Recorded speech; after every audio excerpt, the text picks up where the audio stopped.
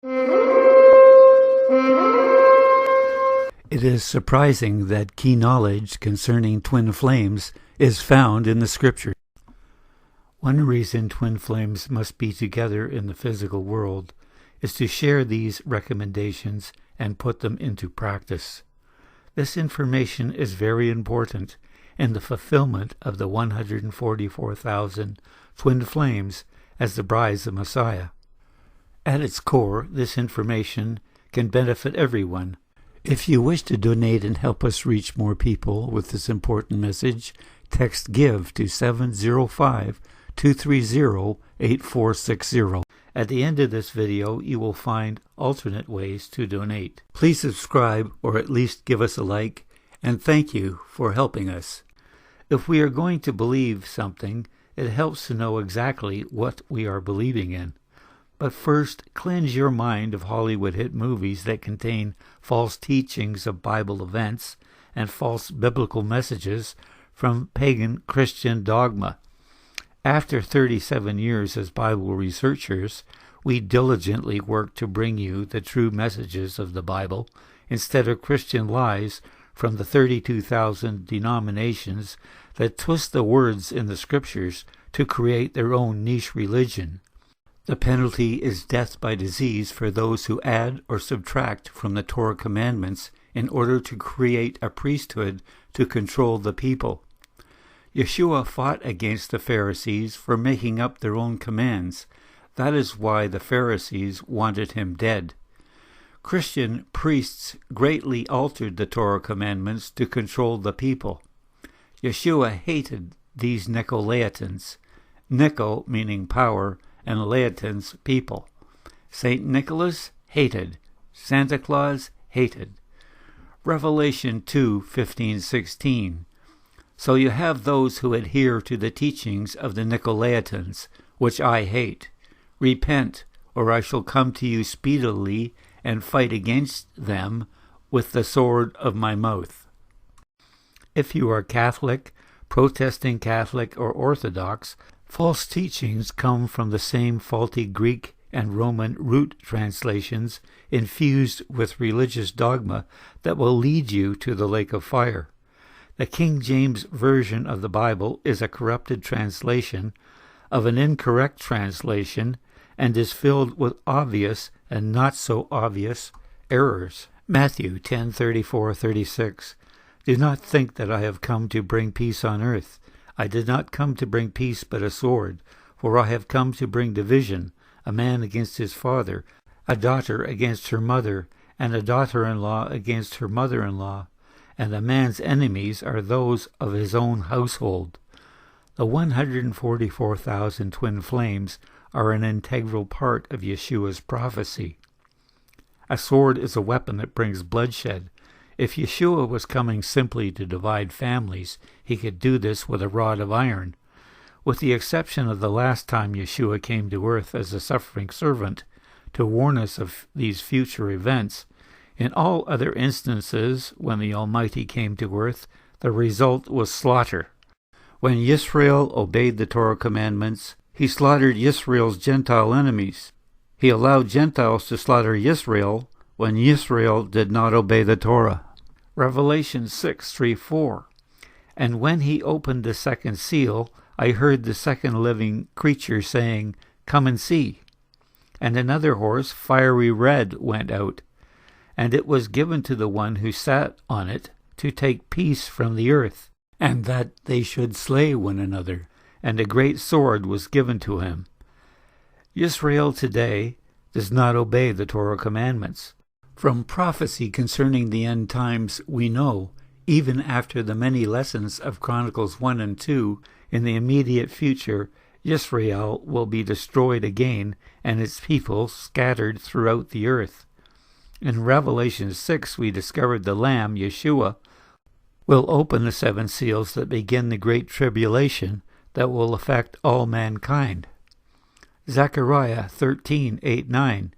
And it shall be throughout all the land, declares Jehovah, that 2/3 therein are cut off and die, and 1/3 is left therein. And I shall bring the third into fire and refine them as silver is refined. and try them as gold is tried.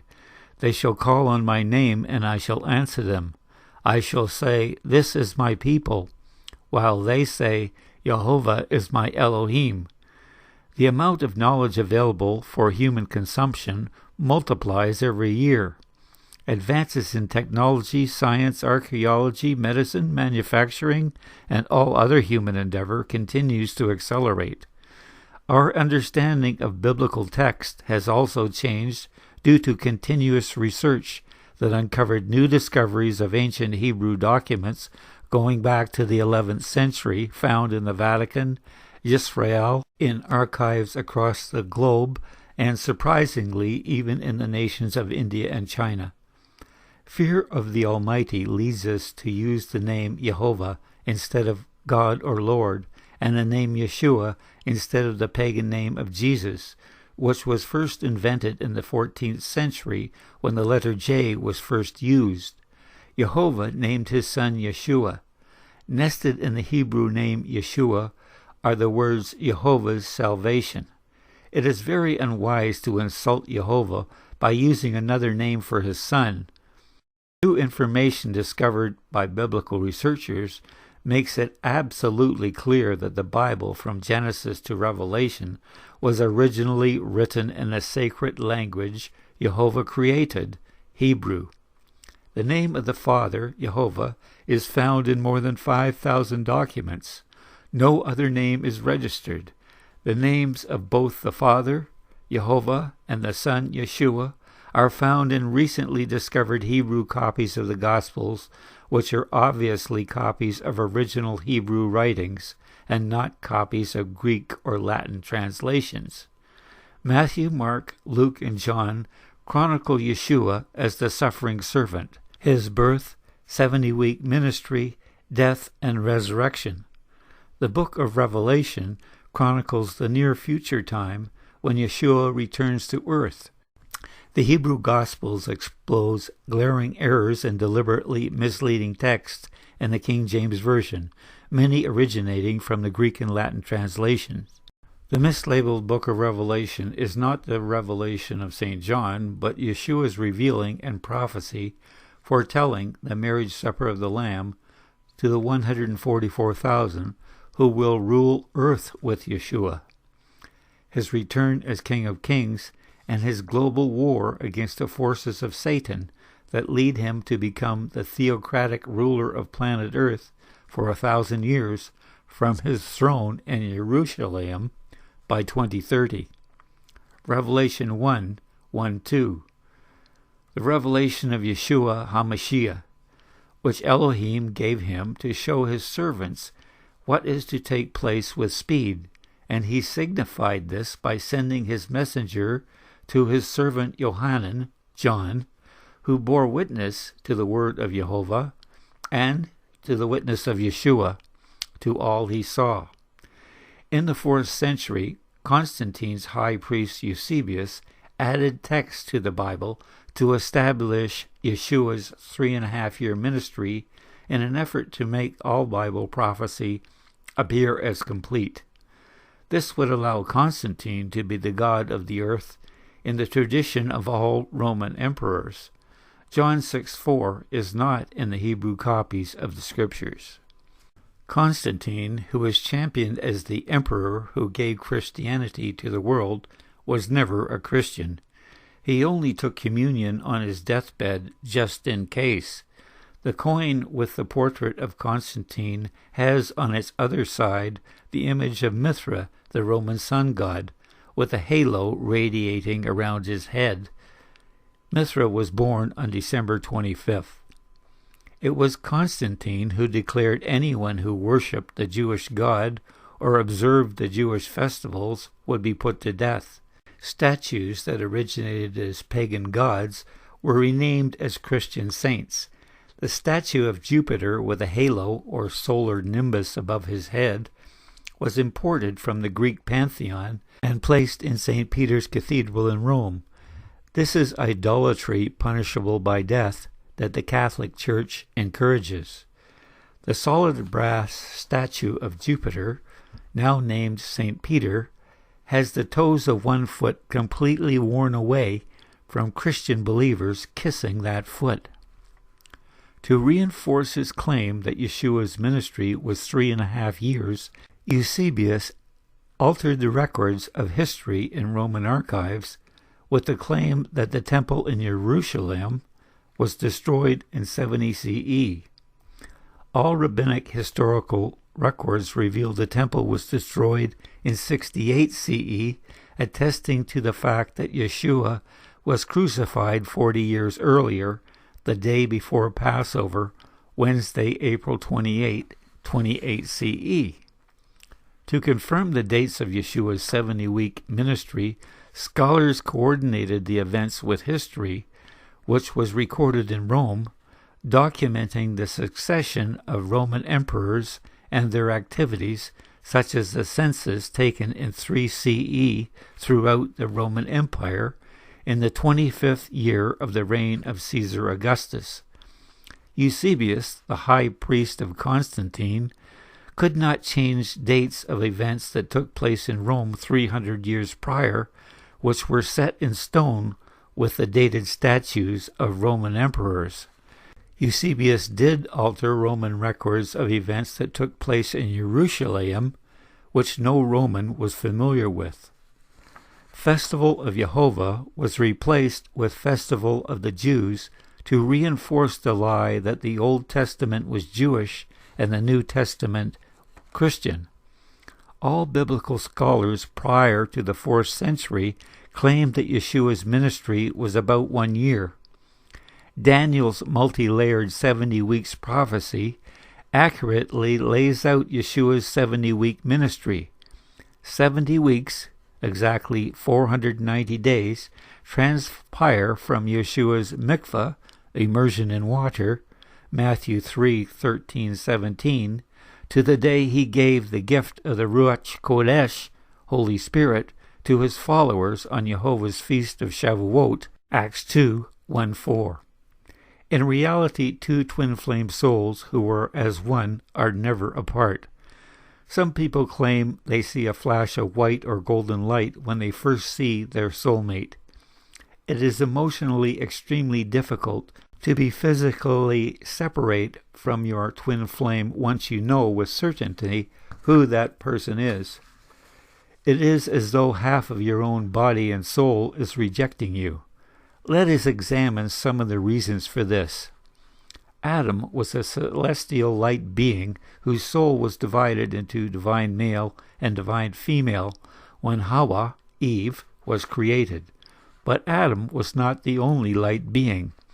The 144,000 twin flames were at one time singular light beings whose souls were divided into the divine male and the divine female, and are coming back together as one. Why is this happening at this time? We are at the end of the 6,000-year earthly rule of Satan.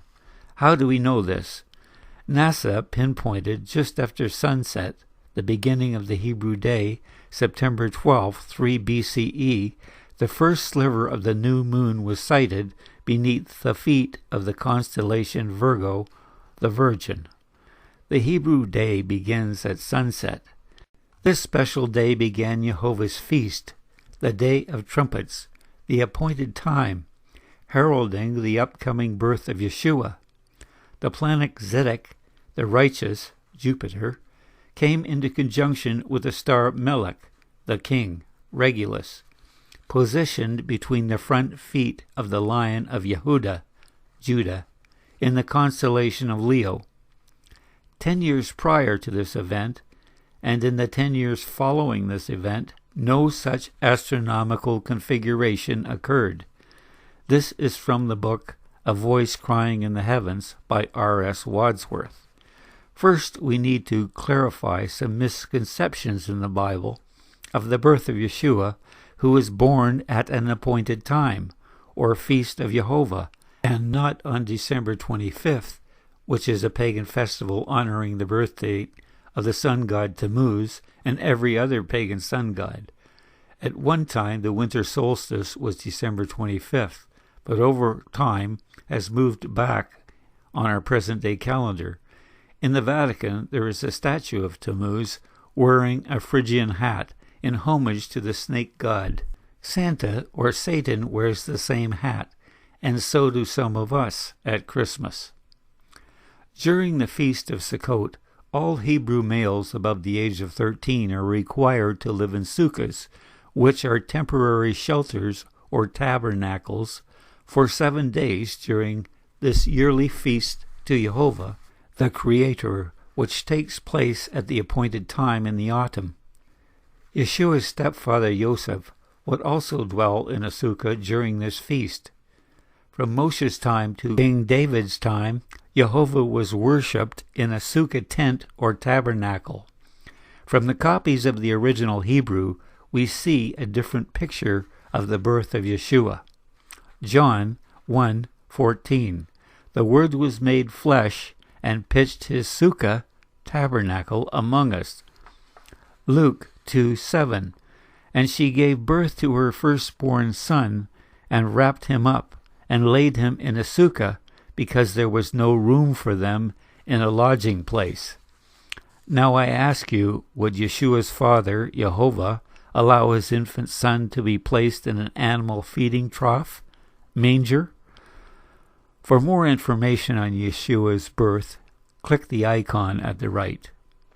Revelation 12:1. There appeared a great sign in the heaven, a woman clothed in the sun, the moon under her feet, and above her head a crown of 12 stars. Being with child, she cried, agonizing in labor, about to give birth. On the first day of the high Sabbath of the Feast of Tabernacles, September 26, 3 BCE, Miriam brought forth Yeshua, and the Word was made flesh and tabernacled among us. Part of the 7-day Feast of Tabernacles is the 8th great day. It is no coincidence Yeshua was circumcised on this day. The first sighting of the new moon in Jerusalem is the key to Jehovah's timepiece. By using this reckoning of time, we understand the prophetic timing or appointed times of the feasts of Jehovah in past and future biblical events that occur in conjunction with his prophetic feasts. Just look at how Yeshua's birth and circumcision fit exactly into Jehovah's appointed times. It is interesting to note some of Jehovah's reckoning of time remain on our calendar in numbered months. For example, September is the number 7, but is changed to be our calendar's 9th month. The beginning of Jehovah's year is in the spring. We do not know the day or hour that Yeshua will return to earth, because the sighting of the new moon marks the first day of each month of Jehovah's calendar. As the moon circles the earth, it also moves in a spiral fashion. NASA can determine when the new moons will occur, going backward in time and going forward in time, but there is a catch.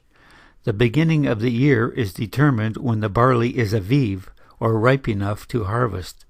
Without the ripe barley, the first fruits cannot be offered to Jehovah, as the Torah commands. When the barley is not aviv at the sighting of the new moon in Jerusalem, then the beginning of the year starts the following month, changing the yearly feast days of Jehovah. Remember, we are to guard the aviv.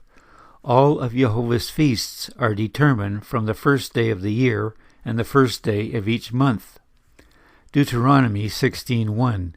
Guard the month of the Aviv and perform the Pesach, Passover, to Jehovah your Elohim. For in the month of Aviv, Jehovah your Elohim brought you out of Mitzrayim, Egypt, by night. Can we determine the year of Yeshua's return and his gathering of the 144,000 from scriptural prophecy? Yeshua claimed a day is as 1,000 years in the Shamayim universe. On the day the Passover lambs were slaughtered, historians record an earthquake which occurred in Jerusalem on April 28, 28 CE, marking the death of Yeshua. No other earthquake was recorded in the 10 years before or following. Matthew 27:51, and see, The veil of the temple was torn in two from top to bottom, and the earth was shaken, and the rocks were split. Hosea 5:15. I shall go, I shall return to my place until they confess their guilt and seek my face in their distress and diligently search for me. The distress written of here is the great tribulation spoken of in the book of Revelation. Hosea 6:1-2. Come, let us turn back to Jehovah, for he has torn, but he heals us. He has stricken, but he binds us up. After 2 days he shall revive us. On the 3rd day he shall raise us up, so that we live before him. So it appears Yeshua will gather his 144,000 in the year 2028, just prior to the opening of the 7th seal, but after the great distress caused by the opening of the first 6 seals written in the book of Revelation. It is Yeshua himself who opens the seals that begin the Great Tribulation, dispelling the loving God concept of Christianity. Jehovah loves you only if you obey his Torah commands. Ecclesiastes 12:13-14. Let us hear the conclusion of the entire matter. Revere Elohim and guard his Torah commands, for this is to all mankind. For Elohim shall bring every work into right ruling, including all that is hidden, whether good or whether evil.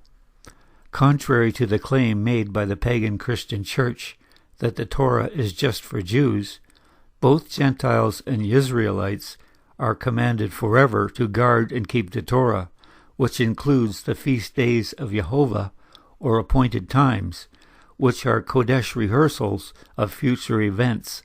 Kodesh means set apart for a sacred purpose.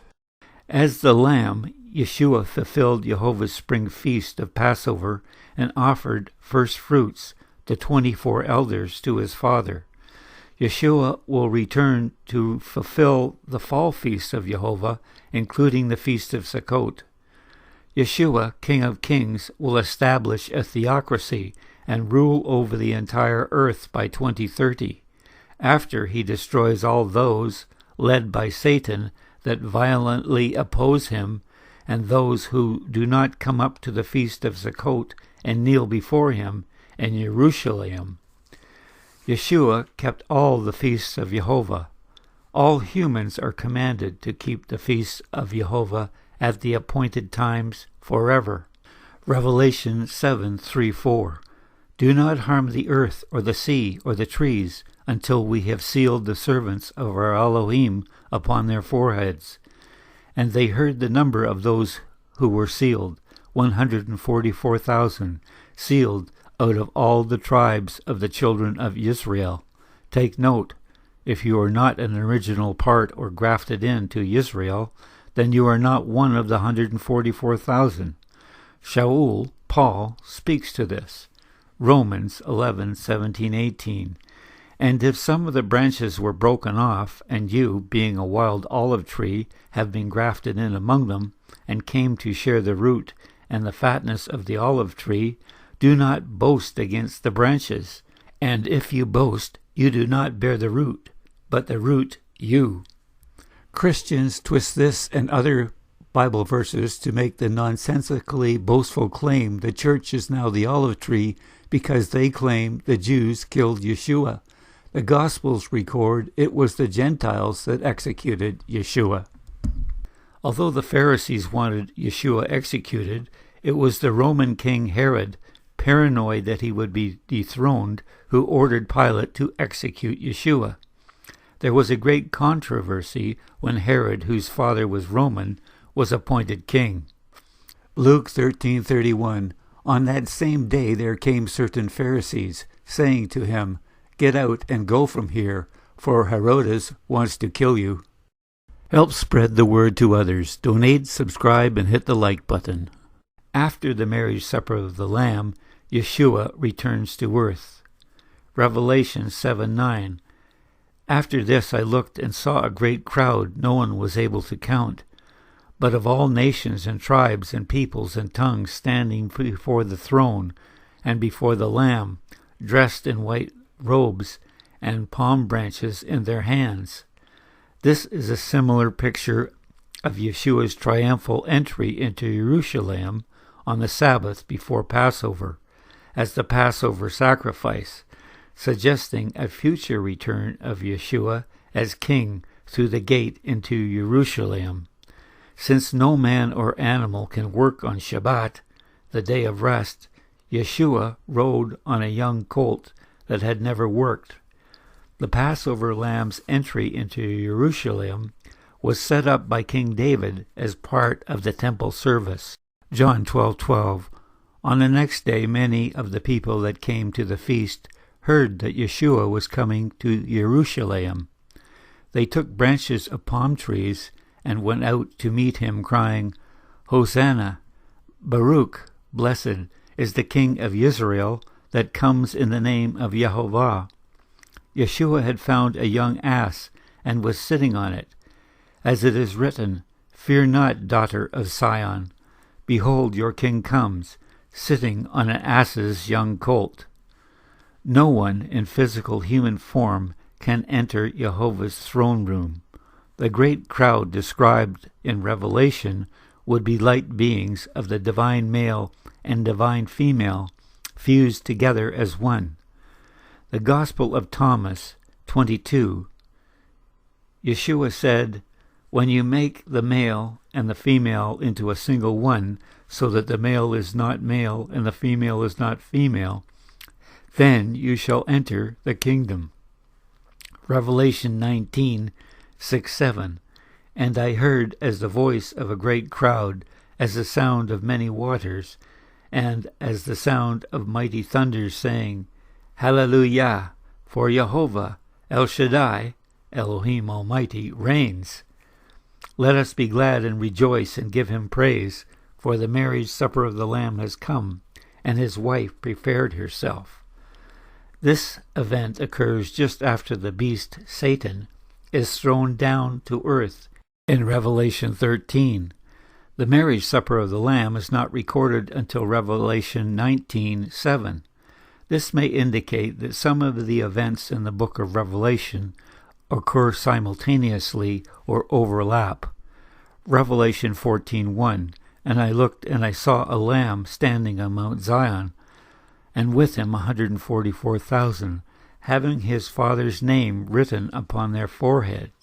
Many did not acknowledge Yeshua, the Mashiach, until after his resurrection and his return to earth.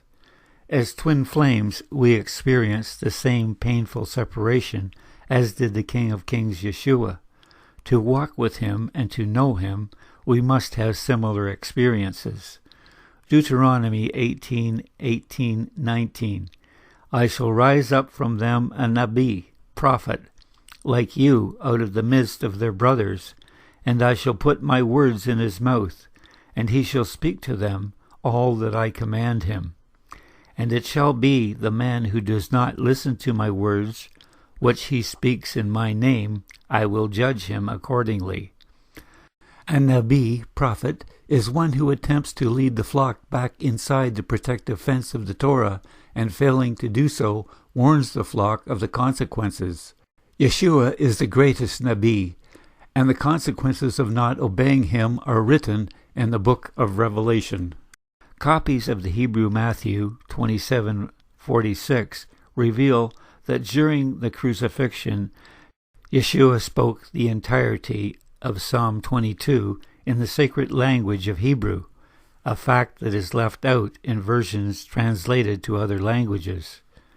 Psalm 22:1, my El, why have you forsaken me? Far from saving me, and the words of my groaning. Yeshua is expressing his perception of separation from the soul of his Father, Jehovah. Psalm 22 is a remarkable prophecy by King David, who at times did not speak his own words, but spoke the words of Jehovah. Consider the fact that David foretold in detail and in the first person Yeshua's experience of the crucifixion, right down to the fact that the soldier cast lots for his garments. Yeshua stated that the Bible is truth. He was not speaking of the New Testament, which was not written yet, but of the Old Testament, the Tanakh. Anyone who understands Psalm 22 and its fulfillment would know beyond any doubt the truth and existence of Yehovah and his son Yeshua. John 17:17. Kodesh them in your truth. Your word is truth. When we die, we go to the grave alone, and in life many of us are alone. Yeshua spent 3 nights and 3 days in the grave. During much of his 70-week ministry, Yeshua was alone. It took time for his disciples and his family to even recognize Yeshua was the prophet that Yehovah revealed to Moshe on the very day Elohim shouted the commandments down from Mount Sinai to the Israelites and their Gentile allies, the mixed multitude who came out of Egypt. Deuteronomy 18:15. Yehovah your Elohim shall rise up for you a Nabi, prophet, like you from your midst, from your brothers. Him you must shema, hear and obey. Here is one amazing connection among many in the Bible. Shema is the most important prayer of the Hebrew people and all those Gentiles who are grafted into Israel. Walking with Yeshua and doing as he did, we are required to say Shema in the morning and in the evening. Deuteronomy 6:4. Shema Yisrael, Adonai Eloheinu, Adonai Ehad. This prayer should not be translated, but looking at the words in the written Hebrew of Moshe's day is revealing.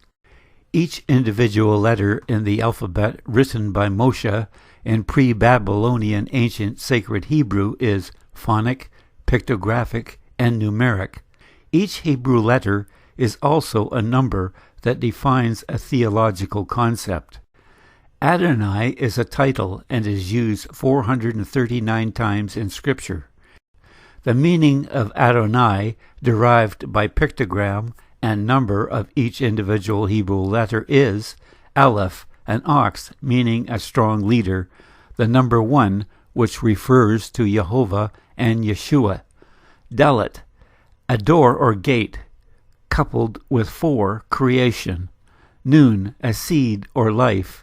And 50, the number of deliverance, followed by Jubilee. Yod, an arm and hand representing a deed, and 10, consisting of 1, Yehovah and Yeshua, coupled with 0, referring to an appointed time.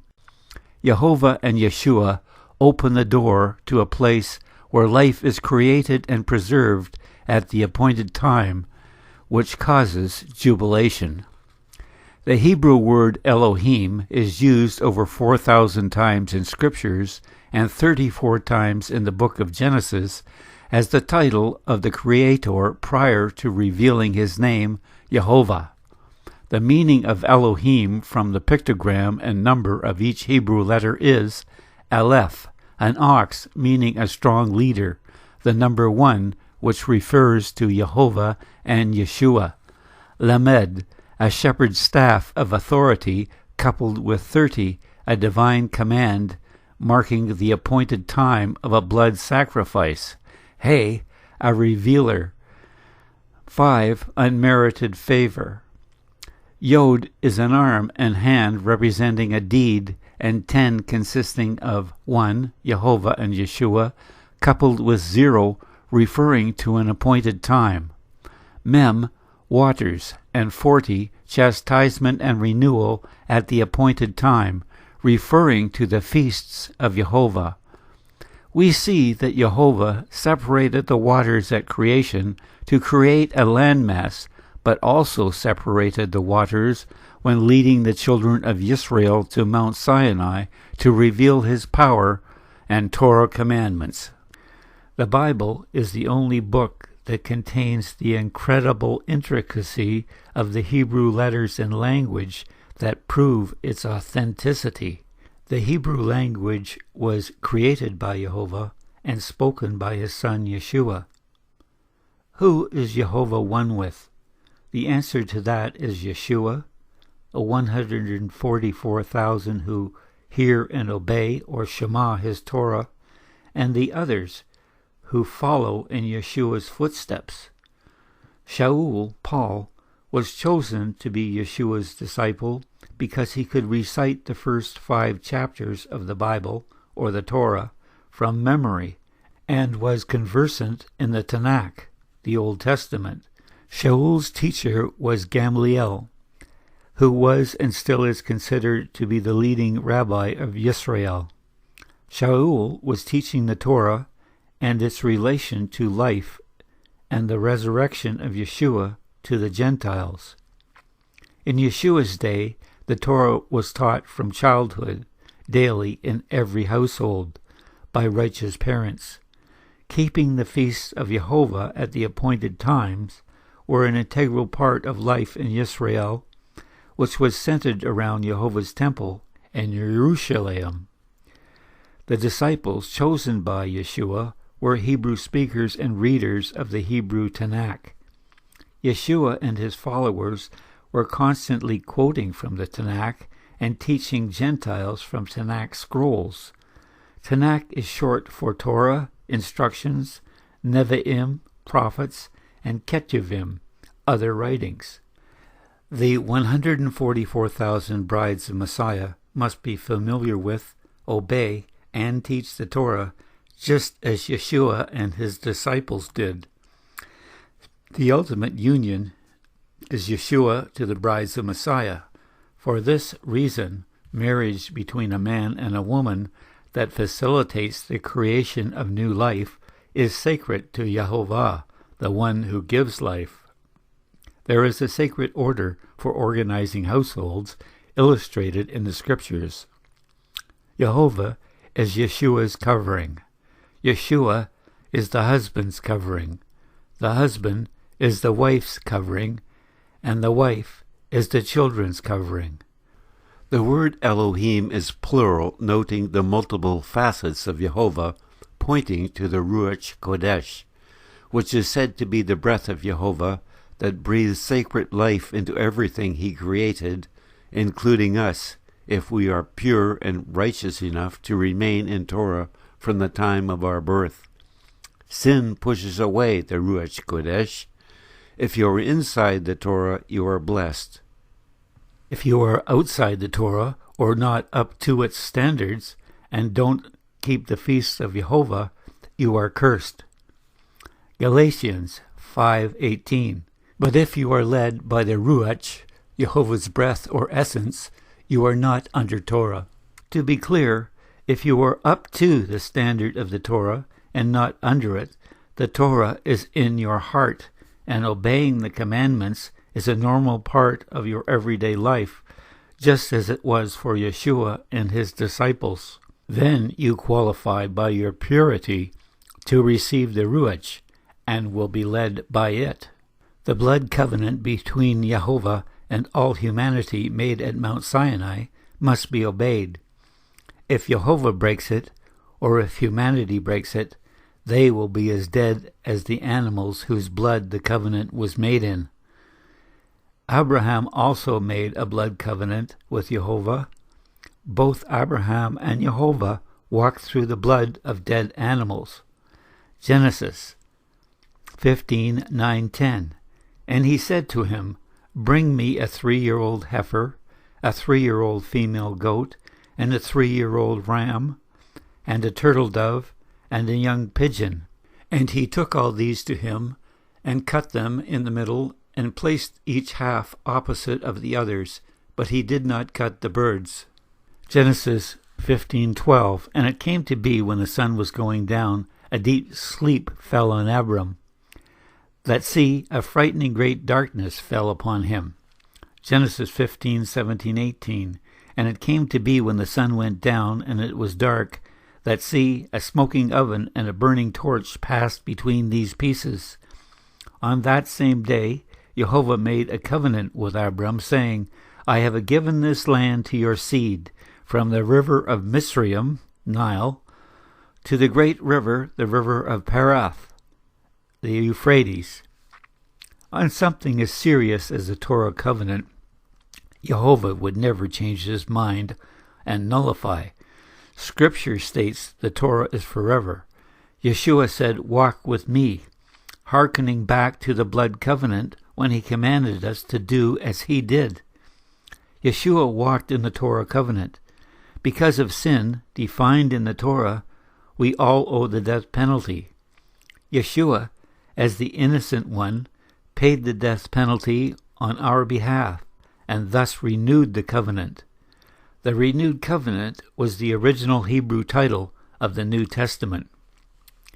The Bible thoroughly illustrates that all agreements with Jehovah and Yeshua are reciprocal. Look at what Yeshua had to give to sit on the throne at the right hand of his Father, Jehovah. Do you really think that to be one of the 144,000, all you have to do is have faith and sing a chorus or two of Just As I Am? Yeshua said you must believe in him.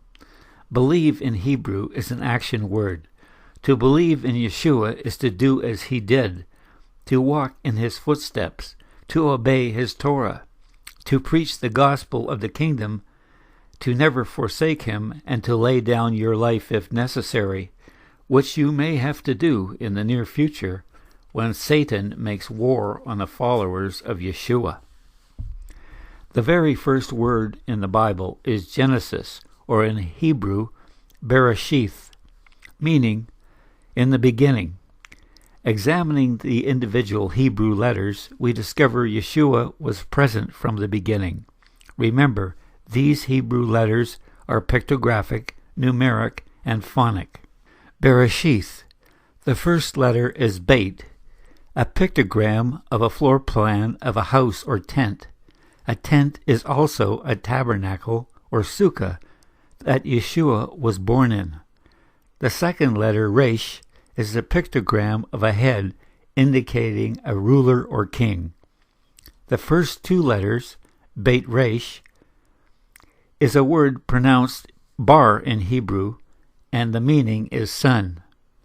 The third letter is Aleph, meaning a strong leader. Aleph is also the number 1, referring to Yehovah, and the first letter of Elohim. So now we have the king, born in a tabernacle, who is the son of Yehovah. The first 3 letters, Beit Resh Aleph, is also the Hebrew word for creator. The fourth letter, Shin, a pictogram of teeth, meaning to crush, destroy, and also Jehovah's special ownership of something, which is the Shamayim, universe, earth, and all that is in it. Shin is also the number 300, signifying a divinely appointed time, blood sacrifice resulting in victory over death. Nested in the word Bereshith, we found Resh, Aleph, Shin, spelling the word Resh, indicating a strong leader or king. This 3-word nesting separates the word Resh, the king, from the first letter Beit, a tabernacle, illustrating that the king will come out of the tabernacle. The fifth letter is Yod, a pictograph of a hand and arm. Yod is the number 10, which incorporates the number 1, signifying Jehovah's hand and arm doing a divine deed. 0 indicates time, and in this case, the appointed time. Referencing the prophetic feasts of Jehovah, we are all commanded to keep in the Torah. The final letter is Ta, which is the last letter in the Hebrew alphabet. Ta is also the last letter in the word Bereshith, which has a contextual bearing on its interpretation. The pictograph is both a signature and a tree, in this case indicating Jehovah's signature, the tree of high, everlasting life, which comes at the end. Revelation 22:13-14. I am the Aleph and the Ta, the beginning and the end, the first and the last. Baruch are those doing his Torah commands, so that the authority shall be theirs unto the tree of high, and to enter through the gates into the city. Yeshua declared he and his Father Jehovah are one, which indicates that Torah commands originate from both the Father and the Son. John 10:27-30. My sheep hear my voice, and I know them, and they follow me, and I give them everlasting high life. And they shall by no means ever perish, and no one shall snatch them out of my hand. My Father, who gave them to me, is greater than all, and no one is able to snatch them out of my Father's hand. I and my Father are one. For thousands of years, occult practitioners used pendulums to detect invisible spiritual energies. Pendulums swing in vertical straight lines, horizontal straight lines, and in circular movements. This can be done clockwise, counterclockwise, in an elliptical motion, or even in a bobbing movement up and down. It was discovered using a pendulum that when an artist creates an object, an identical signature of his or her spiritual energy or soul remains in that object. That is why we are commanded to reject the pagan practice of tattoos, because the spiritual energy of a tattooist clouds the soul of the recipient. Leviticus 19:28. And do not make any cuttings in your flesh for the dead, nor put tattoo marks on you. I am Yehovah. After the tribulation, at the end of the 1,000-year earthly theocratic reign of Yeshua, the universe will be rolled up like a scroll, and everything will be destroyed except Yehovah. If Yeshua and his followers or light beings are going to live forever, they must be part of the soul or Ruach Kodesh of Yehovah, who will create a new Shamayim heaven and a new earth. To take part in that creation would be exciting. Revelation 21:1. And I saw a renewed Shamayim universe, and a renewed earth, for the former Shamayim and the former earth had passed away, and the sea was no more. The Torah insists on purity, and that we reject all pagan practices. We must keep our bodies clean of impurities. That is why we are commanded not to eat certain animals, such as pigs and birds, such as crows and certain fish and shellfish.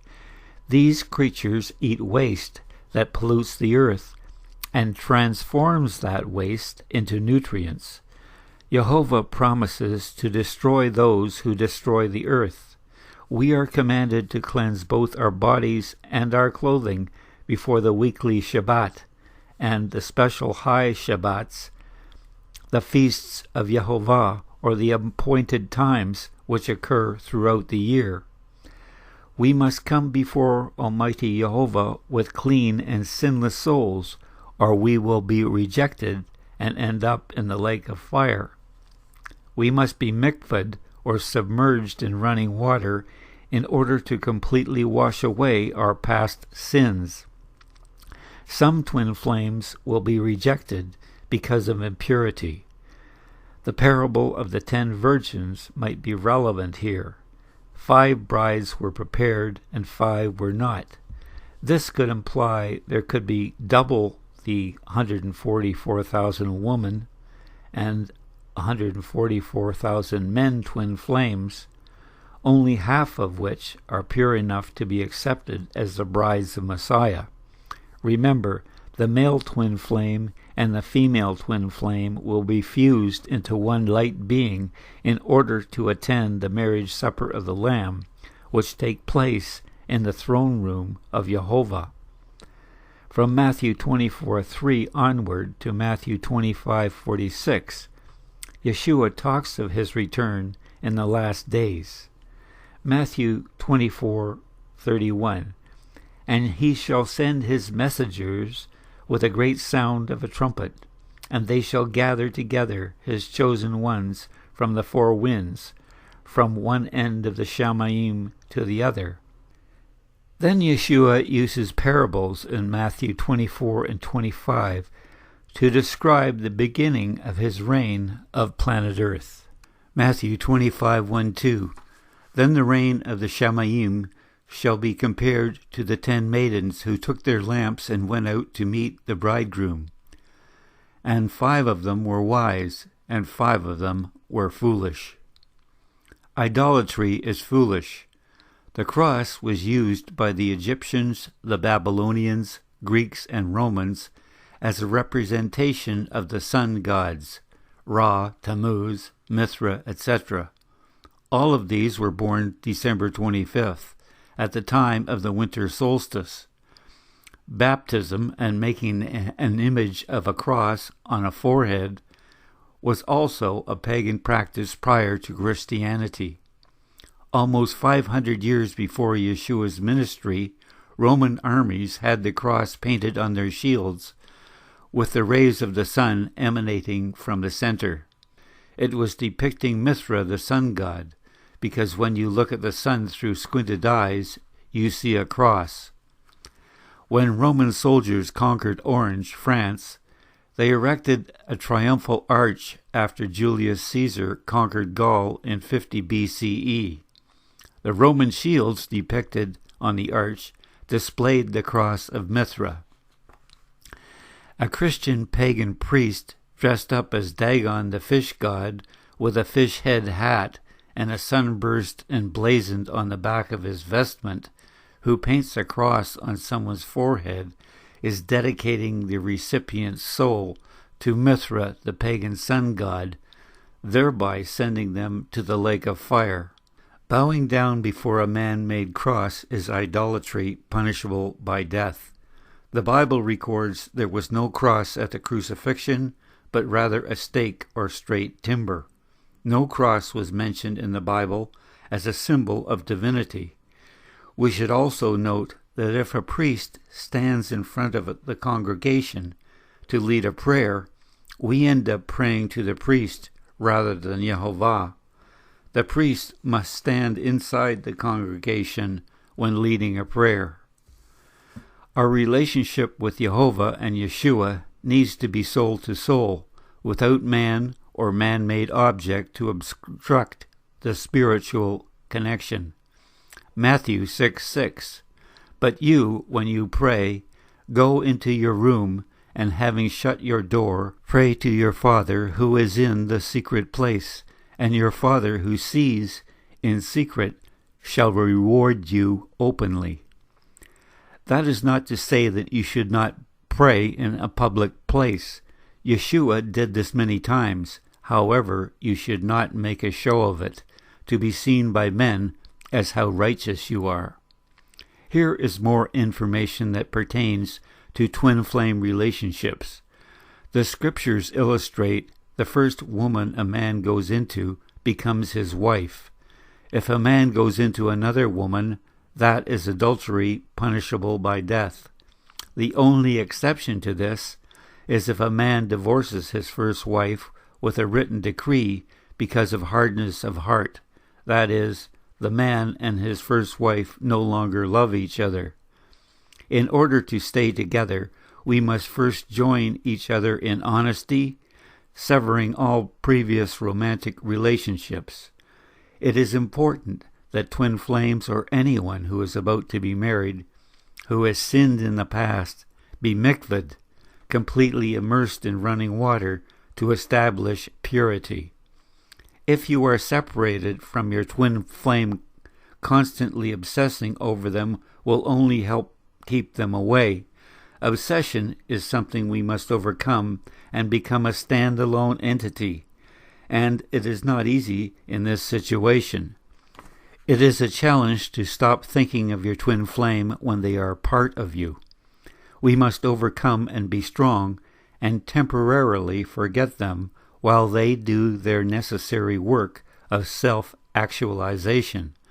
Sometimes we or our twin flame must be in one or more relationships to learn the hard lessons and make improvements from our own failures in those relationships before entering a twin flame relationship. If the separation is 5 years or more, you can stop giving energy to being separate by reinforcing the fact that you are one with your twin flame. Every time you think of your twin flame, say something like this: I am grateful that, the name of your twin flame, is with me every night and every day. More positive thoughts attract your twin flame to you. The reason for twin flames to be separate is to do the self-improvement work necessary to come into alignment with each other and into alignment with Yeshua. To shed your egos, to work to be attractive spiritually to the one who shares your soul, and to be pure by obeying the Torah in order to ascend to Yeshua and Jehovah the Father. Yeshua also wants us to be one with him. John 17:11.